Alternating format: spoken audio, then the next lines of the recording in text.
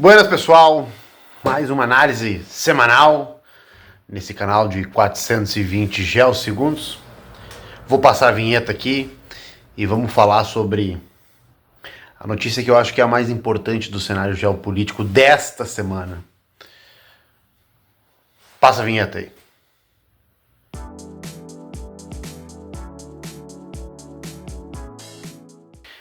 Bom, a notícia mais importante da semana, com certeza numa análise geopolítica mundial, é a prisão de Pavel Durov, o franco-russo, que foi preso à noite de ontem na França, em Paris. Ele se dirigiu até um aeroporto que é particular, enfim, para uso de jatos particulares. E ao pousar, ele foi surpreendido por uma operação policial e foi preso. As acusações variam entre vazamentos de dados, venda de informações, enfim, são muito vastas. Mas por que eu trago essa notícia e eu entendo que é importante a gente analisar esse fato como um fato geopolítico da semana? O Pavel Durov, ele é um russo, de origem russa, se naturalizou também, conseguiu a cidadania francesa. Ele iniciou a carreira e teve um fato expoente que foi a criação de uma rede social, mais ou menos, criada na Rússia, a VK, que se disseminou quase igual ao Facebook, daria para dizer que é o Facebook russo. Muitos chamam ele na Rússia de Mark Zuckerberg russo. Ele desenvolveu essa rede foi muito popular, e entretanto ele sofreu grande pressão do governo de Putin para censurar grupos que estavam mobilizando causas e mobilizando discursos contra o governo de Vladimir Putin. Ele se negou, sofreu uma pressão muito grande para vender a plataforma, acabou vendendo e migrou para morar em países europeus, Estados Unidos. E nessa mudança, enfim, ele acabou criando o que todo mundo conhece, provavelmente você deve conhecer também, que é o aplicativo Telegram. O Telegram, ele está envolto em diversas situações ao redor do mundo. No Brasil, aqui, ele tem grandes problemas com a Suprema Corte brasileira, o STF já tentou bloquear, já fez diversas pressões, ordens judiciais, pedidos de censura, de bloqueio, de derrubada da plataforma. Enfrenta também os tribunais americanos, na Europa, então, praticamente em toda a União Europeia, e na Rússia ele também enfrenta uma perseguição. Mas o Telegram sempre foi famoso por conseguir transcender, a romper, a não seguir essas ordens judiciais, essas mobilizações judiciárias que incorreram nas mais variadas cortes, sempre alegando o princípio da liberdade de expressão.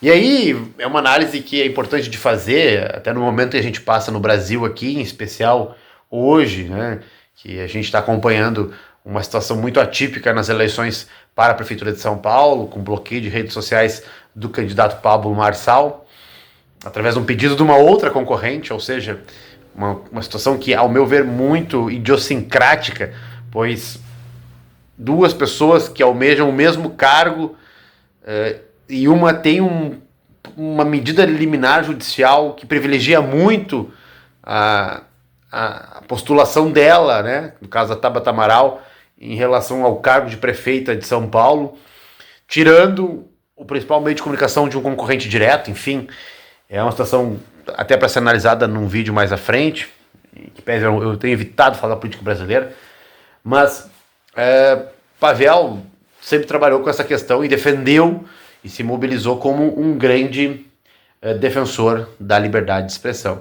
E o Telegram acaba se envolvendo em várias situações contra os governos, contra as cortes judiciais dos países, por justamente permitir que, às vezes, aqueles que estão na oposição, aqueles que não são o mainstream daquele país, tenham um canal de comunicação.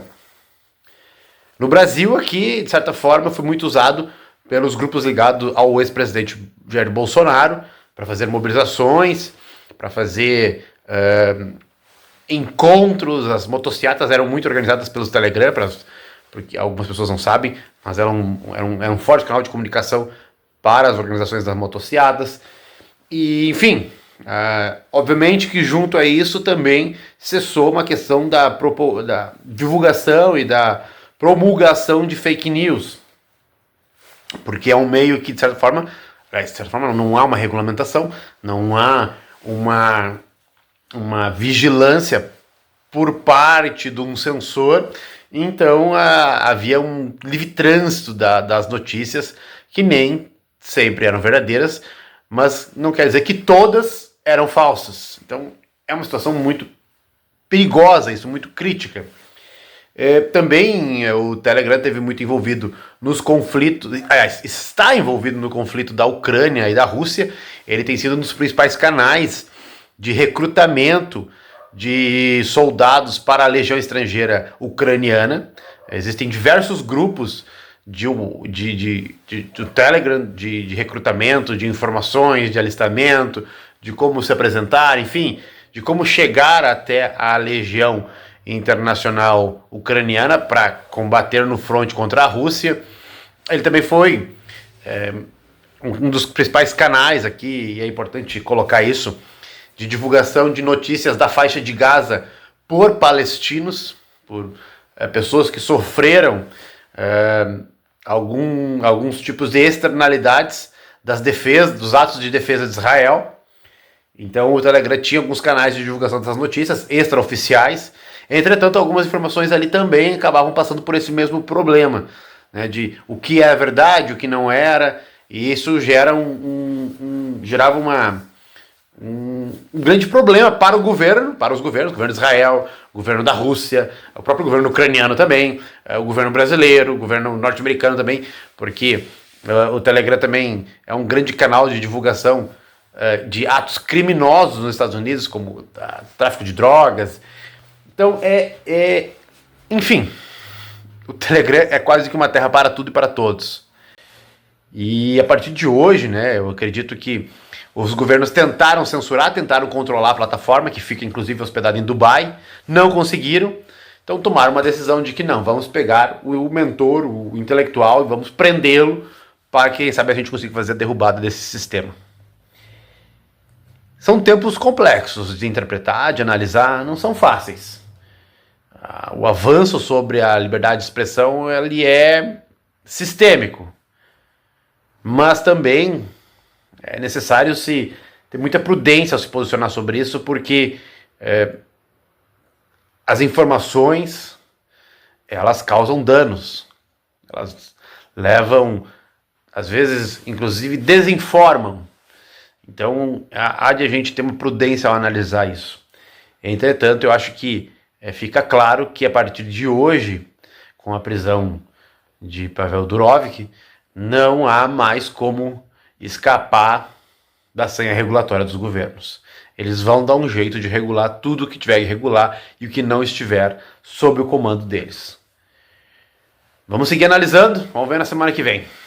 Uma boa noite, uma boa semana.